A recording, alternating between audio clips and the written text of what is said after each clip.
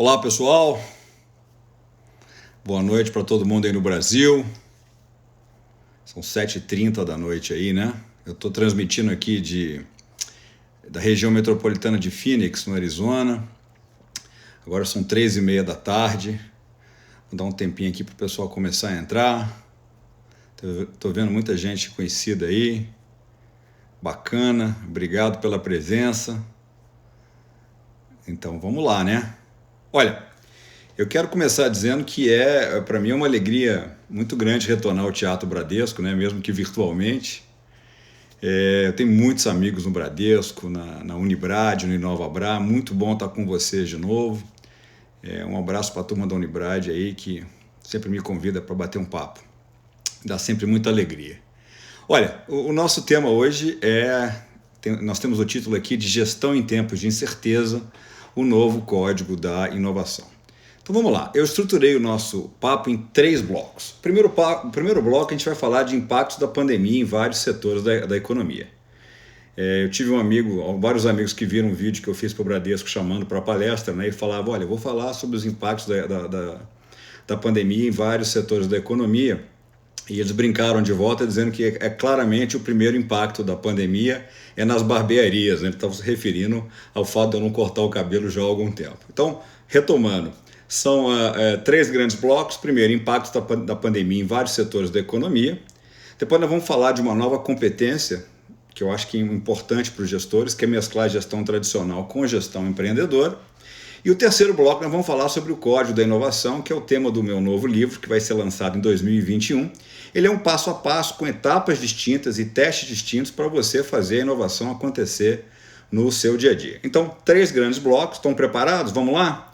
Então, olha, eu queria recomendar que você tenha uma coisa para anotar. Tem aí um blocozinho, uma canetinha, um papel, aquele método antigo, né? Ou então digita no seu tablet, no seu smartphone, no seu computador, mas tem alguma coisa para você anotar. Então vamos lá, vamos falar desse primeiro bloco, que é o bloco de impactos da pandemia em vários setores da economia. Eu tenho certeza que vocês estão sentindo esses impactos no dia a dia. Gente, eu acho extremamente complexo e difícil fazer previsões nesse momento. Eu acho que ainda é cedo para a gente dimensionar os múltiplos efeitos causados por uma pandemia, coisa que a gente nunca viveu, a maior parte de nós, né? E acho que essa pandemia pode durar mais tempo do que a gente imaginava. Então, qualquer cenário de falar com certeza, qualquer exercício além de análise de cenários, eu acho que futurologia é coisa de evidente, o que a gente chama aqui de wishful thinking, né? Eu espero que isso vai acontecer. Eu estava brincando com os meus amigos que no fim do ano vão passar o Réveillon lá no Rio de Janeiro, na praia, dão uns 6 pulinhos, não sei quantos pulinhos são, fazem lá as cartomantes, as videntes, etc. E um amigo de São Paulo, eu mostrei isso em outras lives, me mandou uma matéria de jornal onde um vidente chamado João Bidu, aí no interior de São Paulo, tinha a seguinte mensagem, deixa eu ler a mensagem dele aqui, olha, novo ano promete ser mais leve, ela é a previsão do João Bidu para 2020, eu acho que o João Bidu errou bastante, né? E agora a gente está imaginando, está vivendo um negócio que a gente nunca imaginou viver. Queria começar recomendando que vocês acessem um site chamado Visual Capitalist. Em português seria capitalista visual. É visualcapitalist.com. Tem uma reflexão muito interessante lá essa semana, que é o seguinte, a pergunta é a seguinte, quando é que a vida voltará ao normal? Né? E o que será isso? Será que a gente volta para o que era antes, depois da vacina? Será que vem um novo normal? Será que a gente vai mudar nosso comportamento? Teremos aprendido outras coisas? Então, o interessante é que nessa matéria está dizendo o seguinte, o que volta ao normal daqui a um ano? Então, eles citam lá viajar de avião, trabalhar em escritórios de forma compartilhada com várias pessoas no mesmo escritório, né? Levar as crianças para aquela festinha de criança, né? Voltar para a academia de ginástica. As academias de ginástica abriram aqui, foi um desastre. Abriram as academias, abriram os bares, etc. Nós estamos tendo aqui no Arizona uma média de 4.000 casos por dia, né? Há mais ou menos 3 semanas eu fiz uma live com a querida Roseli Saião, do Estadão, da Band, e a gente falava um pouco dos impactos da pandemia na educação dos nossos filhos, né? Então eu queria perguntar para você que está aí, que tem filho, você vai deixar o seu filho retornar às aulas presenciais na escola agora em agosto? Porque parece uma pergunta trivial, mas não é uma pergunta tão trivial. O online que a gente está vendo, as escolas que a gente vê no Brasil, a maior parte delas não estavam preparadas para a educação à distância. Elas são boas escolas para o ensino presencial. Estou discutindo a modalidade de entrega, tá? Não estou discutindo a qualidade da educação. Eu posso entregar de forma virtual ou presencial ou híbrida, que é o que eu acho que vai acontecer. Então, assim, o online que a gente está vendo é um improviso. As escolas improvisaram. Tivemos que mandar os alunos para casa, então nós improvisamos com várias ferramentas. Eu queria adiantar para você que a educação à distância não é fazer Zoom, né? Não é o Google Classroom, embora o Google Classroom seja uma boa ferramenta, né? E isso não tem nada a ver com educação à distância, não é ficar trocando PowerPoint na internet ou assistindo vídeo. Então nós estamos vendo um improviso primeiro, mas também eu preciso entender, o meu papo com a Roseli era isso, né? A Roseli dizia, olha, tem pais que não têm escolhas, eles vão ter que devolver os filhos para a escola, porque eles precisam trabalhar para pagar as contas, eles vão ser obrigados a retornar ao trabalho. E a gente estava imaginando o seguinte, como é que fica lá o controle dessa pandemia nas escolas quando esses filhos retornarem, né? A Roseli até brincou e disse, olha, as escolas públicas, muitas delas não conseguem controlar o piolho, né? Imagina controlar um vírus.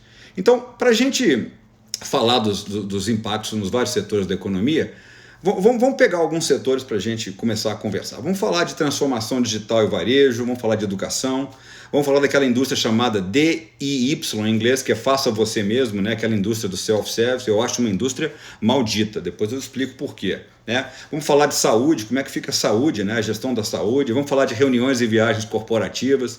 Eu não estou com saudade das viagens corporativas, não. Vamos falar um pouco de setor público, né? Como é que o setor público pode melhorar para nos atender como cidadãos, né? E vamos falar um pouco de globalização. Então vamos lá, vamos nos localizar de novo. Nós estamos no primeiro bloco e eu estou discutindo os impactos da pandemia em vários setores da economia. Então tá bom. Vamos falar primeiro de transformação digital, olhando para o varejo digital, para o varejo online. Então, o que eu acho agora? Eu acho que as empresas elas têm que dizer não para a improvisação digital, aquele puxadinho digital que a gente está vendo aí nas escolas. Nós precisamos entender o que significa um modelo de negócio em plataforma. E para ter modelos de negócio digitais, para falar em varejo online, duas coisas são fundamentais. Primeiro, eu tenho que ter uma intimidade, um nível de conhecimento e de intimidade com o cliente que vai além da pura transação relacional, de venda do produto. Eu preciso entender mais do que isso.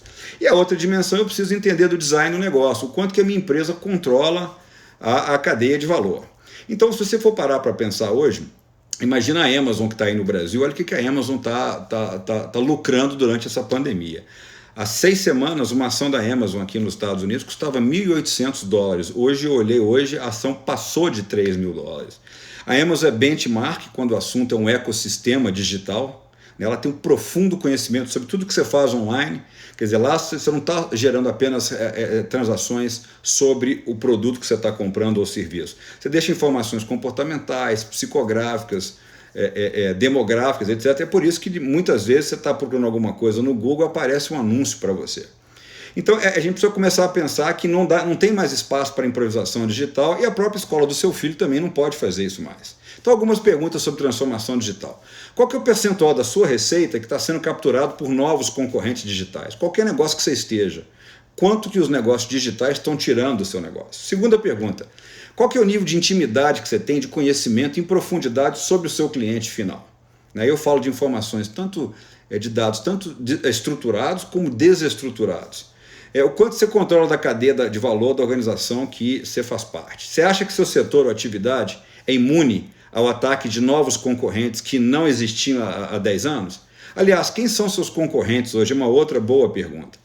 Então, falando de transformação digital no varejo, não é mais segunda opção de compra. É a primeira. Eu, por exemplo, aqui só compro online. Por quê? Porque me poupa tempo. Eu não preciso me deslocar. A mobilidade urbana é um problema. Eu não tenho que achar estacionamento, pagar estacionamento. Eu não tenho que arcar com os custos de ter um carro. A gente chama em inglês de Total Cost of Ownership, que é o custo total de propriedade, né?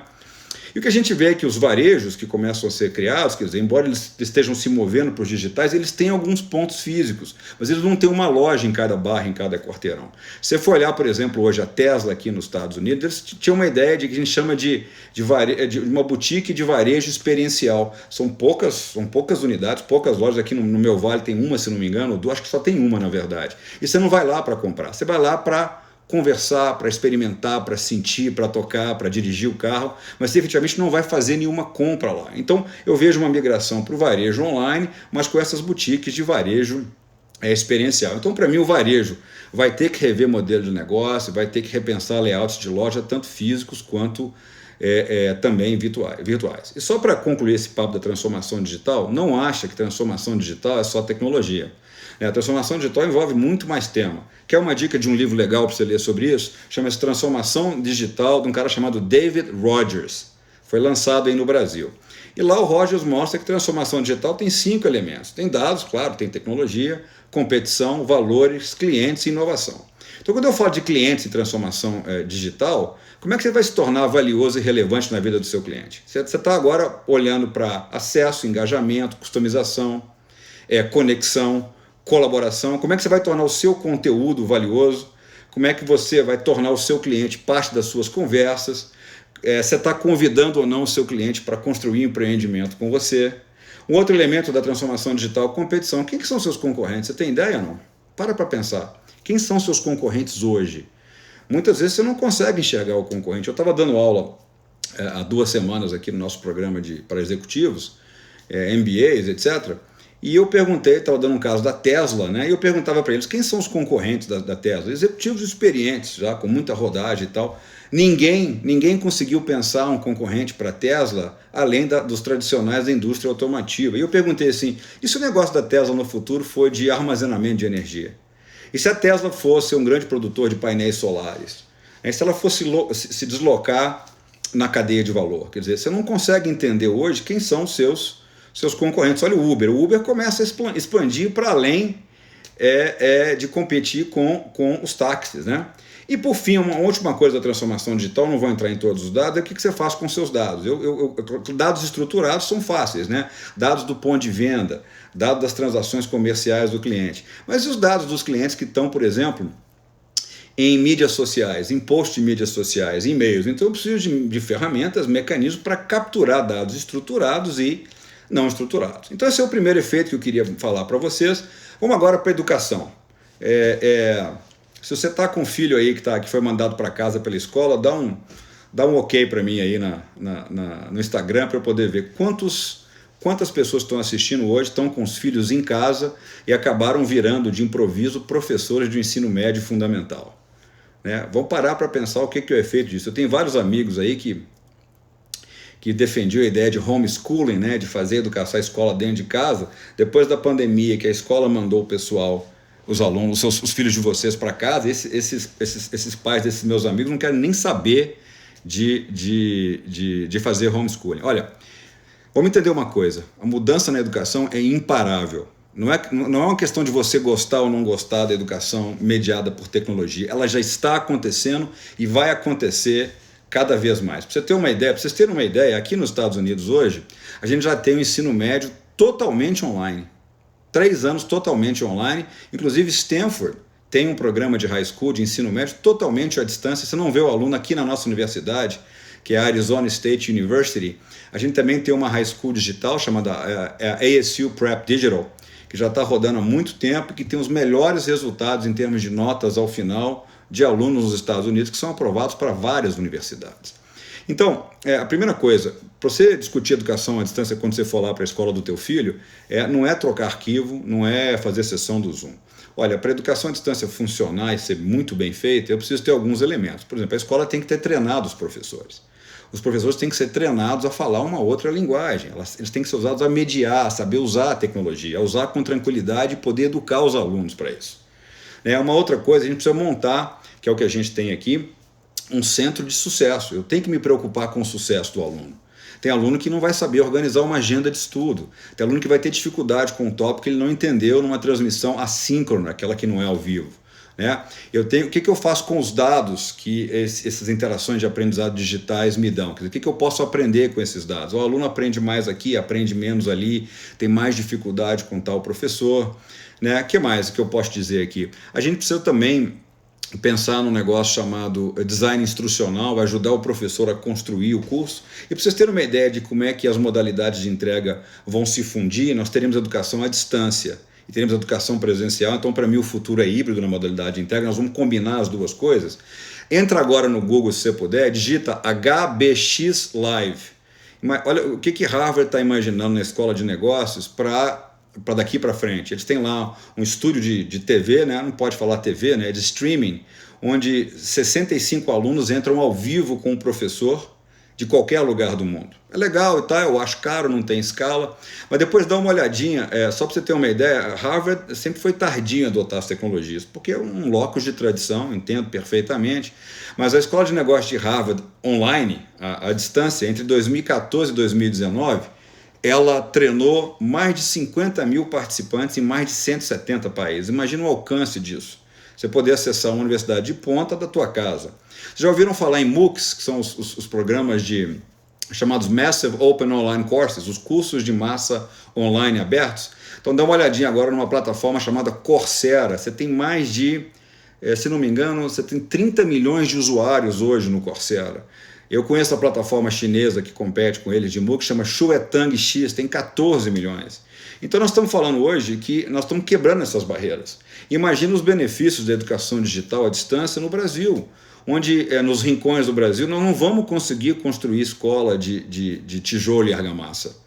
Então, a entrega, a modalidade online pode ser uma estratégia extremamente interessante e eficaz para melhorar a qualidade da educação no Brasil. Eu concordo lá com a minha amiga Roseli Sayão, não dá para colocar um garoto de 6, 7 anos fazendo educação à distância ainda. Mas a gente tem que repensar essas práticas a partir do ensino médio. Eu não quero que a minha filha, que está me assistindo aí, Ana Sofia, eu já vi ela passando por ali, já fazendo tinino, e te amo papai, aquela coisa toda, eu não quero que a minha filha volte para a escola agora sem a vacina ainda, né? Acho que a minha filha tem grande chance de sobreviver ao vírus. O problema é que ela vai para lá, vai se contaminar e vai passar para a gente aqui. Então eu estou optando por levar a minha filha, que tem 11 anos, está fazendo o 6º ano, para o ensino digital por 1 ano. Né? A minha escola aqui abriu agora, a universidade abriu as matrículas para o ensino fundamental e eu acabei de matriculá-la. A minha universidade já está preparada para fazer isso há muito tempo. Então eu acho que ela vai ficar 1 ano aqui no digital e depois ela volta para o presencial, porque eu acho nessa idade fundamental socializar e etc. Bom, só para terminar essa parte de educação, vocês sabem quanto é que é o investimento? Estou dando uma lida aqui. O aumento do investimento no setor global de tecnologia aplicada à educação é respeitável, é parar para pensar. Nós estamos falando de um investimento na casa de 342 bilhões de dólares até 2025. Então, se você tem preconceito com a educação à distância ou com a transformação digital na distância, repense. Repense porque tem muita coisa nova que você não conhece, é extremamente interessante e não acha que vai ser ou à distância ou presencial. Será um misto das duas e isso vai favorecer bastante muita coisa para a gente. Um terceiro setor da economia que começa a despontar aí é a indústria chamada do faça você mesmo. A gente passou a cozinhar em casa, né? Eu comprei aqui um aspirador de pó robô chamado Roomba, né, que faz tudo para mim. Ele faz a aspiração da casa inteira. E o exemplo que eu mais gosto de dar, eu tenho usado muito esse ano, entra na internet e escreve Show Mojo, M-O-J-O. O Show Mojo é um aplicativo que elimina o corretor de imóveis das transações. Você consegue visitar 10 imóveis por dia para compra ou aluguel sem conversar com nenhum corretor. Você se cadastra, baixou o aplicativo, se cadastra, bota o que você quer visitar, o bairro, as características do imóvel que você quer e tal, ele te dá várias opções e se você está dirigindo, né, se você permitiu que ele te localize, ele fala, nesse bairro aqui tem 3 casas que atendem o seu perfil. Uma dessas nós visitamos, né, olhamos, entramos, chegamos na porta, eu usei o aplicativo, me localizaram, mandaram um código para mim, com esse código tinha uma caixinha na fechadura, tinha um teclado na caixinha, eu digitei o código na caixinha, ela abre, eu tiro a chave da casa. Entrei na casa com o celular ligado, visitei a casa inteira, acabou que alugamos aquela casa e fechamos o contrato pelo smartphone, eu não conversei com ninguém. Aí eu pergunto para vocês que estão, por exemplo, no setor bancário do país, né, vocês acham que essas fintechs não vão invadir o setor de bancos para falar de financiamento imobiliário, por exemplo? Eu chamo a indústria de self-service de indústria do inferno, né? Porque com a automação, com os aplicativos, a gente passa a trabalhar para as empresas e fazer serviços para os quais nós não fomos treinados. Uma coisa que me irrita, por exemplo, é ter que fazer o check-in no aeroporto e eu mesmo etiquetar as minhas malas. Você pega aquele negócio, não sabe onde é que coloca, onde é que cola, onde é que tira o negócio. Então aquilo, a gente agora é obrigado a fazer pequenos serviços para os quais nós não tivemos nenhum treinamento.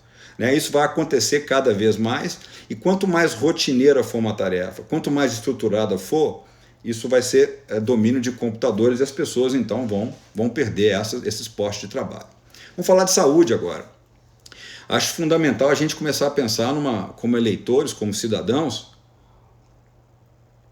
pensar numa revisão radical do sistema de saúde pública, né? Aqui a gente está falando aqui nos Estados Unidos de ACPC, Sistema de Saúde antes do coronavírus e depois do coronavírus, né?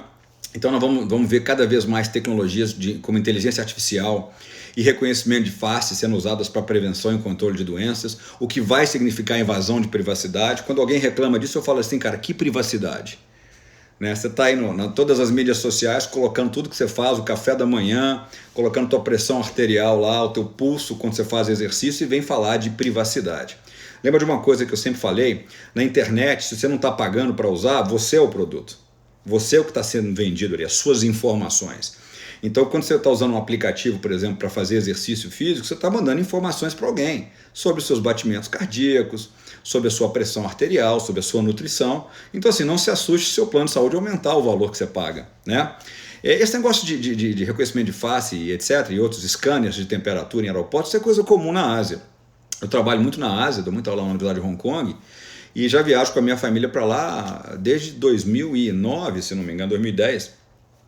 E sempre que a gente chega nesse aeroporto, você tem aqueles grandes scanners olhando, medindo temperatura para fazer controle de pandemia, etc. Então isso vai ser uma coisa cada vez mais comum, ter scanners de temperatura, dispensas em álcool gel, etc. Uma coisa que eu tenho observado aqui nos Estados Unidos e no Canadá é a ideia da telemedicina, né? No Brasil há restrições para telemedicina, mas é uma alternativa muito legal. Anota aí, tem um site, um aplicativo chamado Doctor on Demand, que é o doutor sob demanda, né? Você não precisa mais ir para uma clínica ou para um hospital quando está com algum probleminha que é trivial, né? Então, às vezes eu tenho aqui uma dor de garganta, uma dor de ouvido e tal, eu não preciso mais sair de casa, dirigir, entrar lá na emergência, na urgência, perdão, aguardar o médico me atender, aquele processo inteiro mais, e lá é muito mais caro, né? Eu acho que uma consulta eletiva aqui custa $100. Agora eu entro aqui quando é um negócio trivial no aplicativo, me identifico, o médico entra em questão de 2 minutos, não tem atraso, olha que interessante. Ele fala, o que você tem? Dor de garganta, dor de ouvido e tal. Ele conversa com você, faz um exame rapidamente, e se for o caso, te receita o remédio, a receita vai direto para a farmácia, resolvido o problema, custa $20 essa consulta. Dá uma olhadinha também no 23 e eu, que é 23andMe, são testes de DNA feitos pelo correio já há muito tempo aqui, abaixo de $90. Tem um site incrível chamado Pacientes Como Eu, Patients Like Me, onde pacientes do mundo inteiro compartilham seus problemas crônicos, suas doenças, tratamentos, terapias, etc.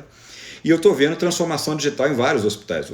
Diga de passagem, o Einstein em São Paulo tem feito um belo trabalho de transformação digital. A Mayo Clinic aqui, nós temos uma Mayo Clinic aqui no Arizona também, se tornou um hospital, um omnichannel, né?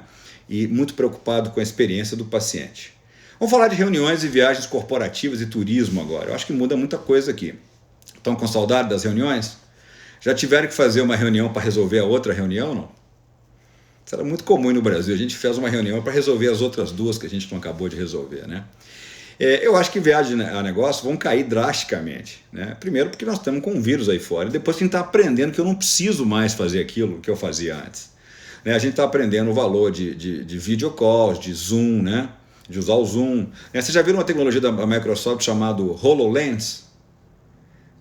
Dá uma olhadinha, HoloLens com HOLOLENS. São hologramas, né? Então eu acho que essas viagens vão se resumir a viagens de turismo, pessoa física, para lugares de baixa concentração de gente, a prova de vírus, né? Segurem vírus como a Nova Zelândia, etc. Mas eu acho que essa cadeia auxiliar aí desse negócio vai toda sofrer. Quando o Bradesco me convidava para ir a São Paulo, lá para a Cidade de Deus, por exemplo, para fazer um bate-papo, para fazer uma reunião, eu morava lá em Nova Lima, Minas Gerais. Então, às 4 da manhã, o Bradesco mandava lá um motorista me buscar, o motorista me buscava, me levava para o aeroporto, lá tinha um rapaz, uma moça que fazia o meu check-in, despachava a minha mala, eu ia tomar um café lá da manhã, aquele café barato de aeroporto, né? Um pão de queijo, um café, R$72, né? Você deve conhecer bem aí. Viajava e as mesmas etapas se repetiam ao longo do dia, alimentação, transporte, etc., até eu voltar para minha casa. Ou seja, todos esses negócios vão ser afetados. Se a viagem corporativa começa a cair, os negócios são afetados. E a gente descobre também que a gente não precisa estar numa reunião presencial todos os dias. Imagina que delícia, né? Você tem uma reunião, tem uma live agora às 13h30, uma palestra para o Bradesco, posso estar ali me preparando às 3h10, né? Então há várias benesses que eu preciso pensar, né, também, né? Mais um campo para a gente conversar. Vocês têm olhado dados de cartórios, não? Eu estava curioso para ver dados de cartório no Brasil e saber o número de divórcios e partos. Eu estou achando que o número de divórcios vai aumentar, hein? Esse tanto de gente em casa, né? E você o que é? Você é baby boomer, geração X, Y, Z? Porque eu acho que vai vir uma nova geração aí, né? Daqui a uns 6, 7 meses nós vamos estar vendo a geração dos corona babies, né? Todo mundo em casa, ou vai ter mais filho, ou vai divorciar, né? Brincadeiras à parte, né? Globalização, para mim, vai sofrer impacto, né? Eu acho que a gente está tendo uma volta muito grande ao nacionalismo, a gente vê isso em várias nações, né? E acho que vai ter a cadeia de suprimentos da China, que é uma cadeia global que fornece para todo mundo, está duramente impactada. E nesse sentido, nessa coisa do nacionalismo, aqui nos Estados Unidos tem a coisa do Made in America, né? Feito no Brasil. Será que a gente vai conseguir produzir a custos competitivos e a preços competitivos como a China? Essa é a pergunta que fica para a gente. Estamos olhando para impacto tributário, trabalhista, legal, seguridade social, etc. Um penúltimo aqui, setor público, acho que está se modernizando, isso é muito bom com o digital, inclusive no Brasil. Tem muitas tendências de inovação em setor público, melhorar accountability, governo eletrônico, cocriação e coprodução de políticas públicas, né? Algumas startups governamentais, o que é muito legal. Tem muito exemplo legal no Brasil, gente. Outro dia eu falei com o pessoal da Procuradoria-Geral da Fazenda Nacional, vi várias iniciativas legais de inovação. O Tribunal de Contas da União tem você pode acessar agora um Design Thinking Toolkit, uma caixa de ferramentas de Design Thinking para governo. Tem muita coisa legal de governo acontecendo no Brasil. Bom, então é isso. Eu queria dar, nesse primeiro bloco, um apanhado para te ajudar a pensar sobre a pandemia, sobre os efeitos em várias indústrias e que você comece a pensar nesses conceitos que eu acabei de falar, né? Na transformação digital, na cadeia auxiliar, na cadeia de valor, e pensa como é que isso vai impactar e vai mudar muito a sua rotina, o seu trabalho, a sua organização. Vamos para o bloco 2, né? O bloco 2 é o seguinte, eu falei que a gente, como gestor, precisa desenvolver uma nova competência, que é mesclar o que a gente já sabe, que é a gestão tradicional, né? A gente foi treinado para isso. Quantos de vocês devem ter feito aí uma graduação nessa área, em economia, administração, contábeis, um tecnólogo, né? E quantos de vocês fizeram MBA aí no Brasil, né? Então, os que passaram por esse treinamentos dentro da própria empresa, aí na Unibrad, por exemplo, né? Os que fizeram estão muito acostumados com a gestão tradicional. Os que estão trabalhando estão acostumados com a gestão tradicional. Então você sabe muito bem o que é um planejamento estratégico, o que é uma pesquisa de mercado, o que é desenhar um processo, o que é estruturar um plano de cargos e salários, ou seja, a gestão tradicional dá conta disso. Mas a gestão tradicional é muito aplicada para empresas que se tornam máquinas de eficiência. Elas estão muito focadas na boa performance. Então elas vivem também um conceito de uma certa linearidade e um pouco mais de certeza, se é que a gente pode afirmar que alguém tem alguma certeza hoje em dia. Mas aí tem um problema. Eu percebo que a incerteza aumenta muito, não sei quanto a vocês, mas eu acho que o nível de incerteza e de ambiguidade está cada vez maior, cada vez mais potencializado por uma série de tecnologias, né? Então a gente precisa mesclar a gestão tradicional que a gente conhece com o que eu chamo de gestão empreendedora. Eu preciso desenvolver também uma mentalidade de pensar, de ser ágil, né? de entender como é que uma startup funciona, de como é que eu posso quebrar o padrão tradicional de uma empresa para criar novos caminhos, novos produtos, novos serviços, novos processos, novos modelos de negócio.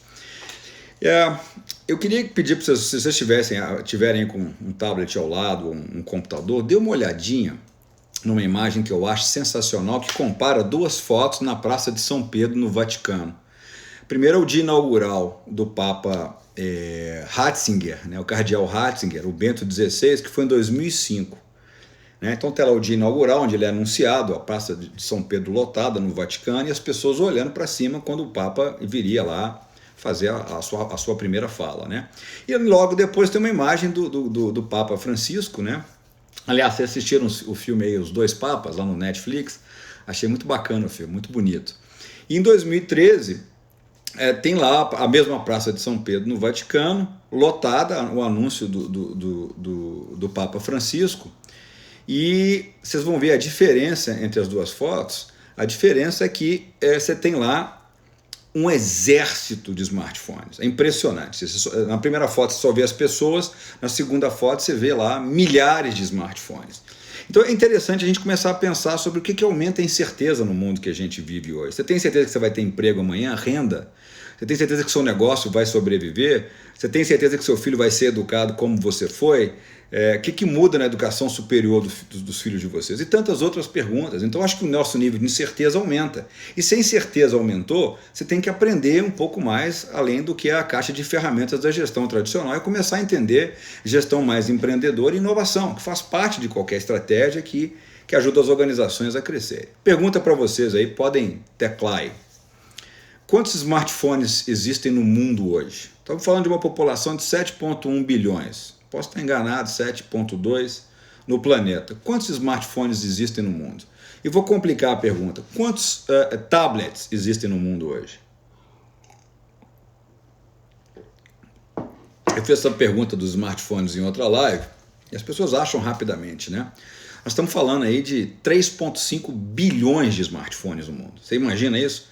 Ou seja, metade da população mundial tem um smartphone.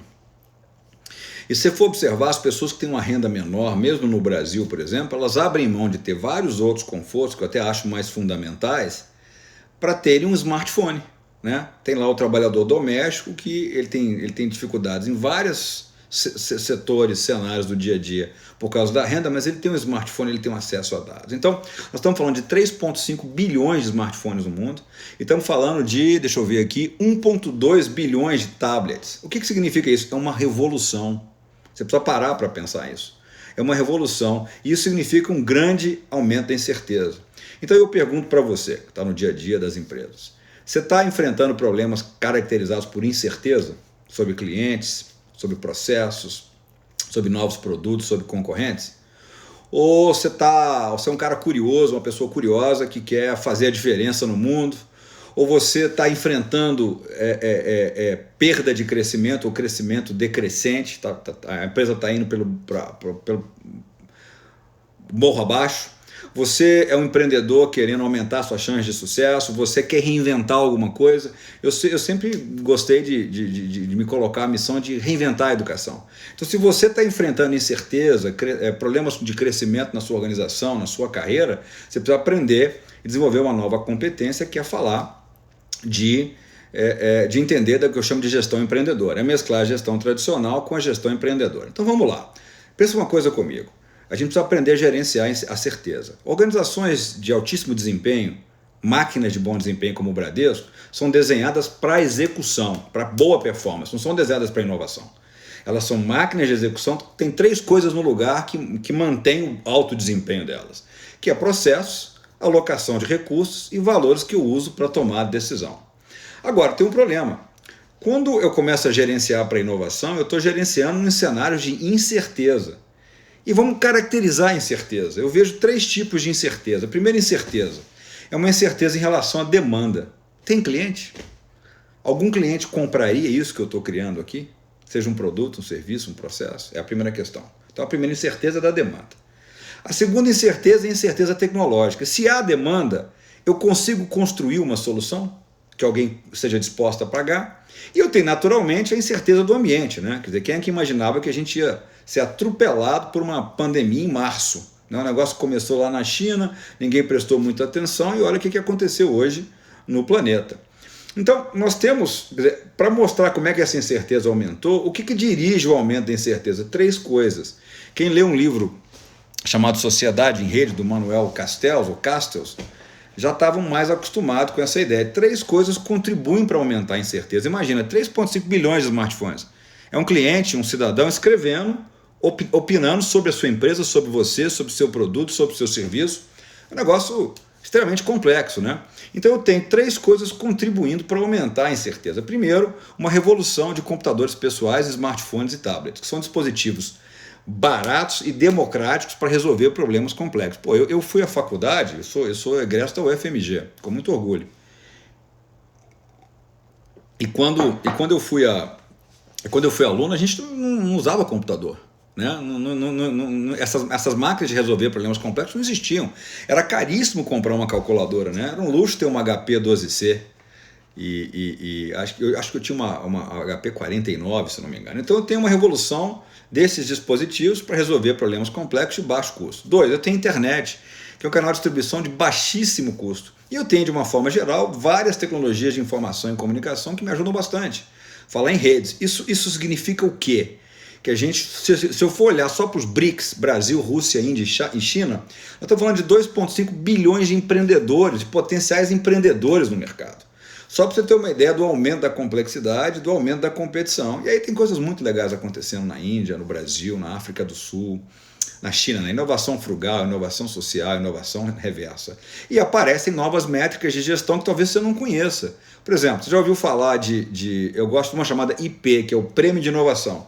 O prêmio de inovação é um percentual maior do que o valor do presente líquido dos fluxos de caixa descontados. Já ouviu falar de NPS, que é o Net Promoter Score? Quer dizer, o quanto que uma pessoa gosta tanto do seu produto ou serviço a ponto de recomendá-los para outros. Então, começam a aparecer uma série de coisas. Então, para a gente caminhar agora, quer dizer, se você entendeu que é preciso mesclar a gestão empreendedora com gestão tradicional, eu não estou criticando um MBA não, tá? Eu dei aula em MBA muitos anos, continuo dando, e acho que o MBA é fundamental, é um bom negócio para quem está sendo treinado em gestão tradicional, para empresas que estão enfrentando problemas de performance, de eficiência, né, que tem os seus dilemas de máquinas de boa execução e que estão enfrentando certa linearidade. O que eu estou dizendo é o seguinte, quando você passa a enfrentar incerteza, você precisa aprender uma nova caixa de ferramentas, que é o que eu vou falar agora. Então vamos lá. Eu queria só trazer de novo uma definição de inovação, uma definição que eu coloquei no meu livro, né? E eu falo o seguinte, quando o assunto é inovação, cara, esquece tecnologia, esquece produto, ninguém compra isso. Ninguém está interessado na sua tecnologia, ninguém entende isso. Eu disse que comprei um aspirador de pó robô aqui na minha casa. Eu não sei como é que ele funciona, eu não sei qual que é o sistema operacional, qual que é o processador que ele tem, não me interessa. Eu quero que ele resolva um problema que eu não quero resolver, que é aspirar a casa.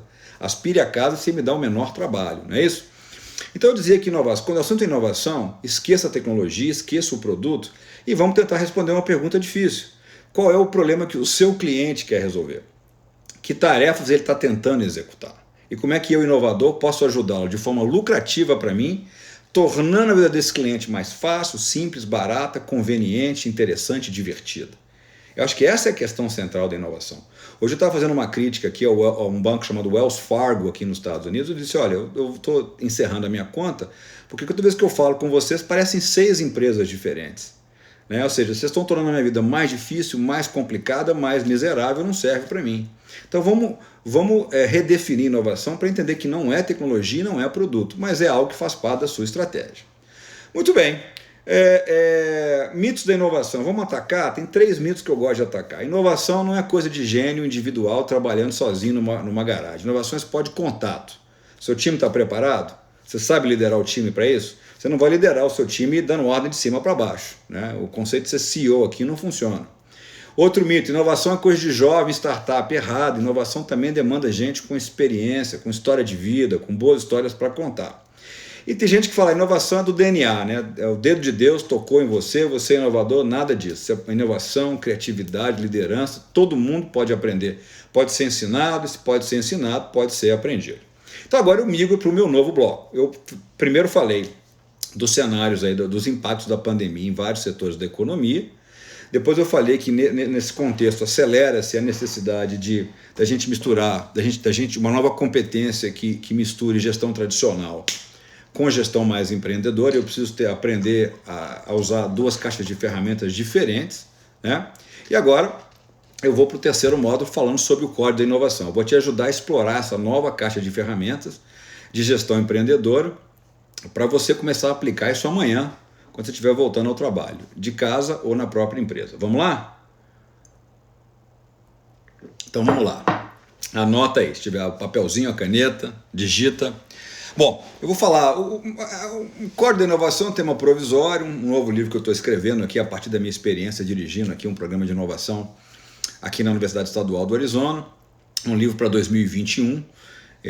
Eu estou prototipando esse livro, conversando, apresentando ideias e ouvindo feedbacks para fazer um livro com uma linguagem muito fácil, muito acessível, e ele é um passo a passo com etapas distintas sobre o processo de inovação e testes distintos para você fazer a inovação acontecer no seu dia a dia. Então, se você pegar o processo de inovação de pode ir para literatura, para teoria, para qualquer escola, Stanford, MIT, Universidade de Hong Kong, onde você quiser ir, qualquer autor que você quiser, você vê que basicamente o processo de inovação tem 4, 5, no máximo 6 etapas. A gente desmembra o processo de inovação em algumas etapas para compreender e representa linearmente. Mas lembrem, inovação não é um processo linear, né? Se você for tentar desenhar, é um negócio meio confuso. A gente representa linearmente para efeitos didáticos, só para explicar. Então, se você for pegar as diversas correntes e teorias, você vai descobrir que os 4, 5 elementos são mais ou menos os mesmos, né? Mudam apenas as designações dos nomes. Então, eu vou dar um processo aqui para você começar a aplicar amanhã, que ele tem 5 etapas. Eu olharia para o processo de inovação em 5 etapas, que é que nós usamos aqui nesse programa de inovação com executivos de várias empresas, né? A gente tem executivos aqui de Intel, da IBM, da Honeywell, da Amazon, da Apple, tem gente de varejo. É muito legal o programa, muito diverso, e gente que traz muita experiência com formações muito distintas, né? A gente tem designers, a gente tem biólogos, a gente tem gestores, a gente tem engenheiros. É muito interessante você ter esse monte de gente trabalhando junto, né? Então vamos lá, anote as 5 etapas do processo de inovação. Número 1, insight. Número 2, problema. Número 3, solução ou protótipo. Número 4, modelo de negócios. E número 5, escala. Então vamos lá. O processo tem uma primeira etapa de insights. Eu chamo insight de gerar sacadas, de ter grandes sacadas, né? E se, né? 2, depois que eu tive essas grandes sacadas, eu vou problematizar. Esses insights são um problema relevante, que vale a pena ser resolvido, que alguém pagaria por ele? Se sim, bacana, se eu entendi o problema a partir dos insights, eu vou então agora gerar uma solução. Eu crio um protótipo. O protótipo é uma forma barata de testar as suas ideias. Em hipótese nenhuma significa fazer um produto acabado, cheio de detalhes. Eu tenho que poder colocar, a gente coloca protótipos aqui para rodar em 24, 48 horas, no máximo. E o meu objetivo não é vender, é testar se as ideias estão corretas. Então depois, se o protótipo teve um sucesso razoável, eu parto para o modelo de negócio, para responder o seguinte: tá, legal, o cliente quer o produto, mas eu consigo ganhar dinheiro com isso? Como é que eu ganho dinheiro com isso? Então essas 4 primeiras etapas são totalmente domínio de gestão empreendedora, não de gestão tradicional. Já a 5ª etapa, depois que o modelo de negócio se mostrou viável e eu consigo levar para o mercado lucrativamente, aí eu tenho que dar escala, eu tenho que parar de produzir 1000 unidades para produzir 100 milhões. Aí a escala já é mais domínio da gestão tradicional. Então vamos lá, insight, problema, solução, modelo de negócios, escala. Vamos explorar cada um deles então? Então vamos lá. Para cada etapa, gente, é preciso entender se você está liderando um time, se você quer conversar sobre isso com alguém amanhã, dar uma aula sobre isso, que eu estou falando de comportamentos e mudanças de atitude, e também estou te ajudando a ter ferramentas e fazer testes rápidos para saber se você está no caminho correto ou não. Vamos começar pelo insight. Como é que eu gero insight? Eu não sei quanto a vocês, mas eu de vez em quando eu acordo de madrugada com uma ideia. Falei, pô, mas e se a gente fizesse? Aí eu tenho um caderninho lá que eu anoto as coisas, né? Minha esposa não deixa eu ligar o celular à noite porque acorda ela. Então tem que ter um caderninho ali, eu pego de um post-it, anoto e deixo lá. Você tem ideias, às vezes, tomando banho, sacadas tomando banho, se divertindo quando você está mais relaxado. Então a primeira coisa é insight, quer dizer, sacadas, né? Fazer grandes perguntas. Então, para botar o insight para funcionar, eu queria perguntar para você o seguinte, queria dizer para você o seguinte: na sua rotina de trabalho, dentro do seu escritório, a chance de você ter uma epifania, uma grande sacada, é 0, né? Qual que foi a última vez que você saiu do escritório e foi ouvir um cliente? Ouvir o cliente. Não foi falar com ele, não, é ouvir, né? Qual foi a última vez que você visitou um cliente, um possível cliente, um prospect, né? Na casa do cliente ou no local de trabalho dele? E quando você foi descobrir isso, o que você achou que foi totalmente inesperado ou te causou alguma surpresa? É esse tipo de coisa que eu falo que é um comportamento, é um processo. Quer dizer, onde você começa a gerar ideias, sacadas sobre um problema que vale a pena ser resolvido. E a catálise para o insight é a surpresa, alguma coisa que te surpreende. Pô, eu fui na casa ali de fulano e tal e saquei. Eu estive na Índia, eu vi um caso sensacional de uma geladeira portátil e o cara teve a sacada, ó, geladeiras convencionais não cabem na maioria das casas dos indianos. Então é o seguinte, quer dizer, alguma coisa tem que te causar alguma surpresa, uma pergunta, uma sacada, um insight, uma conversa, né?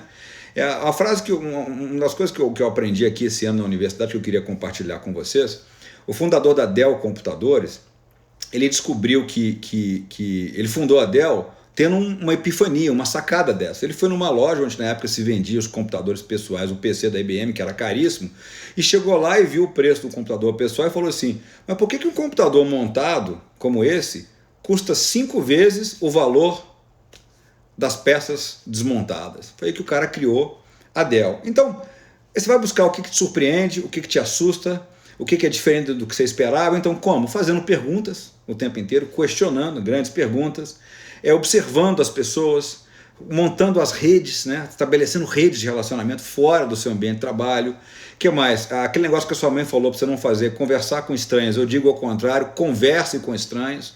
Né? As pessoas não agem, não falam, não pensam como você. Né? Então, abrace a redundância, a diversidade, experimente, e às vezes com um produto para poder desmontar e ver como funciona. Então, quer dizer, essas são formas de gerar insights e sacadas de como fazer, de como poder ter ideias para grandes questões. Muito bem. Então, se eu gerei os insights, vamos agora para o problema. Os insights vão me dar, olha, o insight me deu um problema para eu resolver. Né? Então, não comece com a solução, você tem que explorar o problema agora. Agora que você tem que entrar a fundo e explorar o problema que o cliente tem. E a pergunta é a seguinte, esse problema vale a pena ser resolvido? Tem lucro nele?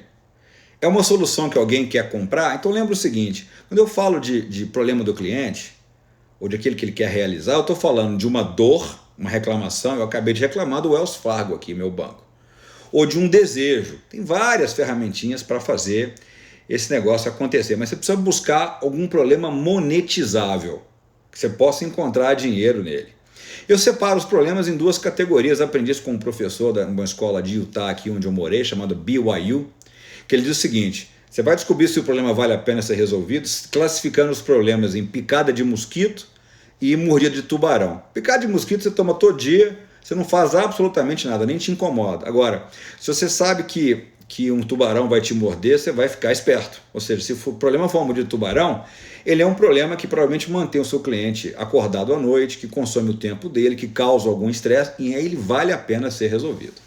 Um teste legal para saber se o seu problema vale a pena ser resolvido, a gente chama aqui de teste da fumaça. Teve um dos nossos executivos aqui que criou um jogo para ajudar as pessoas a montarem food trucks. Sabe esses food trucks? Só que o cara queria uma solução de food truck para a Índia, África do Sul, para lugares de baixa renda. Ele criou um joguinho e montou um esqueminha de você montar um food truck muito barato, metade do custo que normalmente se gasta para fazer. Antes de construir a solução, ele fez um teste de fumaça. Ele botou um anúncio assim na internet. Quer começar um food truck? Posso te ajudar a fazer rapidamente pela metade do preço. Clique aqui ou ligue nesse número ou me mande um e-mail. Ele não tinha um produto. Ele só jogou um teste de fumaça para saber se onde a fumaça há fogo. Ele começou então a medir o número de respostas. Ele descobriu que o número de respostas era absurdo, ou seja, o problema interessava alguém. Então, ao problematizar, fiz um teste rápido ali para saber se valeria a pena ou não eu construir a solução. Muito bem, então eu falei de insight. O insight gera um problema, eu tenho que descobrir se vale a pena resolver, aplico lá o teste da fumaça. Vamos agora para a solução. Não vou criar uma solução completa. Porque se você começar a criar uma solução completa, e toda arrumada, toda bem feita e tal, você gastou todos os recursos que você tinha para descobrir lá na frente que o cliente não queria. Você perdeu o trem da história aí. Você faz um protótipo, que é um negócio pelado, para minimamente mostrar o que você quer dizer e ver se o cliente acha que aquilo tem utilidade ou não, o cliente ou o prospect, né? Tem vários tipos de protótipo, gente. Protótipo teórico, protótipo virtual, protótipo fake. Tem um negócio chamado MVP, né, que o pessoal chama aí no Brasil de produto mínimo viável. Eu não gosto de chamar de produto, eu gosto de chamar de protótipo mínimo viável. Produto da ideia de coisa acabada, né? Então vale tudo. Desenhar, usar um PowerPoint, escrever atrás do guardanapo, desmontar componentes e montar de outra forma, fazer uma baquete, uma boneca. A gente faz na engenharia, na publicidade, né? Então o objetivo do protótipo não é vender, é aprender se a solução que você construiu tem valia para alguém. Então uma frase que eu gosto muito de uma firma chamada IDEO, é que um dos fundadores lá, os irmãos Kelly, eu até tive o prazer de conhecê-los há algum tempo, escreveram um livro muito legal chamado Confiança Criativa. Dá uma olhada nesse livro, Confiança Criativa.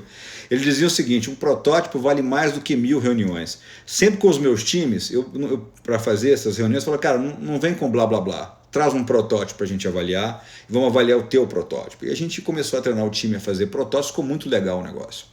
Um exemplo de um protótipo fake que eu aprendi aqui no Arizona também com os executivos da IBM, é uma história genial da IBM, eu contei em algumas lives agora. A ideia é genial. A IBM queria testar se uma solução chamada Voice over Text, né, tinha valia para os clientes dela. Quer dizer, aquele negócio que você fala e o computador captura a sua fala e escreve, coloca na forma de texto. A IBM então não sabia se aquilo tinha significado, alguém estaria disposto a pagar. Eles achavam que tiveram um insight, acharam que o problema era uma mordidinha de tubarão, mas e aí construíram e queriam construir um protótipo para saber se alguém topava pagar pelo negócio. Bom, muito bem. A IBM então chamou os principais clientes na época e esses clientes foram colocados em uma sala, né, sentados numa cadeira, tinha um microfone na frente deles e uma enorme tela de computador no fundo da sala que ia do teto até o chão, né? Eles explicaram a tecnologia e diziam, agora vocês podem falar tudo que vocês falaram para os clientes, né? Vai aparecer digitado lá. Os caras falavam e eles ficaram impressionados quando aquilo que eles estavam falando aparecia digitado na tela. Bom, o resultado é o seguinte, os clientes falaram que tinham validade, que pagariam por aquilo, mas a IBM não tinha solução, ela fez um protótipo fake. Atrás da tela tinha um rapaz com um fone de ouvido que ouvia o que eles falavam no microfone, com um teclado na mão, ele digitava o que as pessoas estavam falando, ou seja, era um protótipo falso, simplesmente para testar se valia ou não. E por fim, um bom teste do seu protótipo é saber se alguém paga por ele. Né? A gente, quando às vezes tem aqui um protótipo bacana, que as pessoas estão dando bons feedbacks, a gente coloca uma mensagem assim, então legal, clique aqui para reservar e você ter acesso às versões exclusivas, ou às primeiras versões. O cara tem que entrar, fazer um cadastro rápido e colocar o número de cartão de crédito dele. Se ele não colocou o cartão de crédito, ele pode falar que ele vai pagar, mas ele não paga. E a hora que o cara entrava lá e digitava os 4 primeiros dígitos do cartão, o sistema travava. Eu só queria saber o seguinte, esse cara pagaria para ter isso? E ao digitar, a gente fala assim, congelamos aqui, seu cadastro está com a gente, você vai ser o primeiro a receber essa solução. Então, falamos de insight, falamos de problema, falamos de protótipo, tem que prototipar rapidamente, né? Se você não se envergonhou do seu protótipo, você não fez um protótipo, é prerrogativa ter vergonha do protótipo, você fez uma solução completa. E agora vamos falar de modelo de negócio. O modelo de negócio é o go-to-market, né? Se você não acertou a mão no protótipo, se você não descobriu como maravilhar o cliente, nem pense em modelo de negócio, nem vai usar Business Model Canvas. Não está na hora ainda. Agora, se você descobriu como encantar o cliente, agora você vai pensar como é que eu vou para o mercado e por quê? Modelo de negócio responde a uma pergunta interessante. Como é que eu ganho dinheiro com isso? Então você tem que começar a pensar sobre a sua estratégia de precificação, você tem que começar a pensar sobre canais, sobre aquisição de clientes, sobre o custo de aquisição de clientes, sobre a sua estrutura de custos em geral. E uma ferramenta legal para isso é o Business Model Canvas, que vocês conhecem, que não é plano de negócio, é modelo de negócio. Bacana. Isso feito, as 4 primeiras etapas, você começou a experimentar com uma gestão mais empreendedora, fugindo mais da gestão tradicional. Se o modelo de negócio foi viável e deu certo, você vai partir agora para a escala, que é fazer 100 mil unidades, 100 mil produtos, quer dizer, 1 milhão, 10 milhões e por aí vai, que você já volta para o domínio da gestão mais tradicional. Bom, então vamos amarrar tudo. Falei então dos setores impactados pela pandemia, a gente discutiu um pouco isso, né? Depois eu falei de uma competência que eu preciso estimular nos gestores, nos executivos a aprender, que é mesclar a gestão tradicional com gestão empreendedora. Falamos de incerteza, o nível de incerteza que a gente vive. E depois vamos colocar as ideias para funcionar. Dei aqui um processo, um código do inovador com as etapas, né? Para você rapidamente começar a aplicar isso amanhã. Então, quando você voltar para o trabalho amanhã, você vai ter lá um caderninho, um lugar para anotar sacadas. Quando visitar o cliente, quando ouvir alguém com atenção, quando ouvir algum choro, alguma reclamação, quando ver alguma oportunidade que a sua empresa não está vendo, você vai ter um lugar para documentar esses insights. Vem de grandes perguntas, vem de visitar clientes, vem de conversar com estranhos, vem de fazer rede, comprar produto, desmembrar, né? Depois você vai descobrir, esses insights me deram aqui um problema que eu acho que vale a pena resolver. Aí você vai se perguntar, alguém pagaria por isso?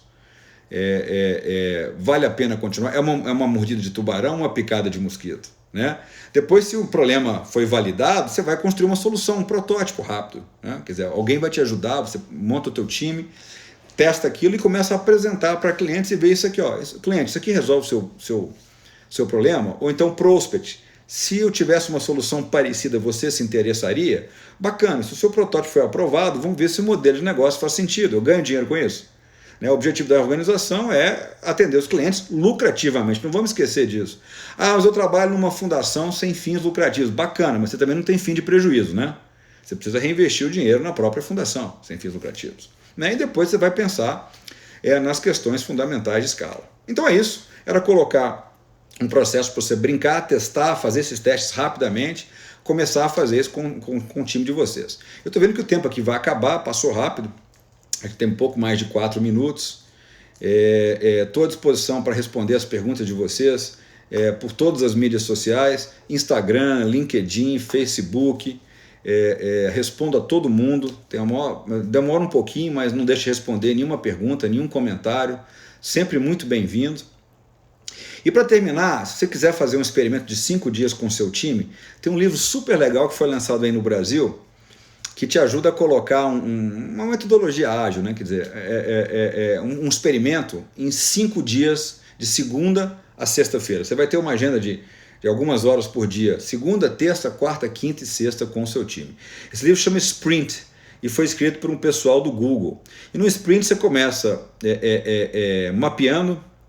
Você tem as etapas de prototipação, você tem as etapas de teste, de confirmação com os gestores. É super legal, passo a passo também. Muito legal de você tirar uma semana e fazer um sprint com os seus funcionários, com os seus clientes, com quem quer que seja. Então é preciso cada vez mais entender o que são essa nova caixa de ferramentas de gestão mais empreendedora, entender o que é metodologia ágil, o que é método inovador, o que são novas tecnologias aplicadas à gestão, para que você continue tendo sucesso como gestor, como executivo, como empreendedor e para que as empresas de vocês possam cada vez mais prosperar. Pessoal, eu acho que era esse o recado. Obrigado mais uma vez, Bradesco, pelo convite. Obrigado, Glaucimar, Petkold, muito obrigado pelo convite, pelo prestígio, Luca, Elka, Osvaldo, Jaque, todo mundo. Eu agradeço todo mundo. Tem lá em cima, ajudando na parte do meio da organização, gente que faz a instituição super bacana que é o Bradesco, que eu tenho muito orgulho de falar que eu participo, que eu contribuo e estou à disposição para a gente conversar mais e continuar numa próxima etapa, numa próxima oportunidade, tá bom? Então, fique em casa, tem gente que não pode ficar, né? Mas se proteja, se cuide, né? Porque uma pandemia não é uma brincadeira. Faça o que você puder fazer, fique saudável e vai passar. A gente vai, como humanidade, resolver esse problema. Mais um problema que a gente vai resolver e a gente tem que estar bem, tem que estar com saúde, tem que estar com a cabeça boa para tocar os nossos negócios, né? E para cuidar dos nossos filhos para que o mundo continue girando, tá bom? Super beijo para todo mundo, obrigado, até a próxima, valeu, tchau!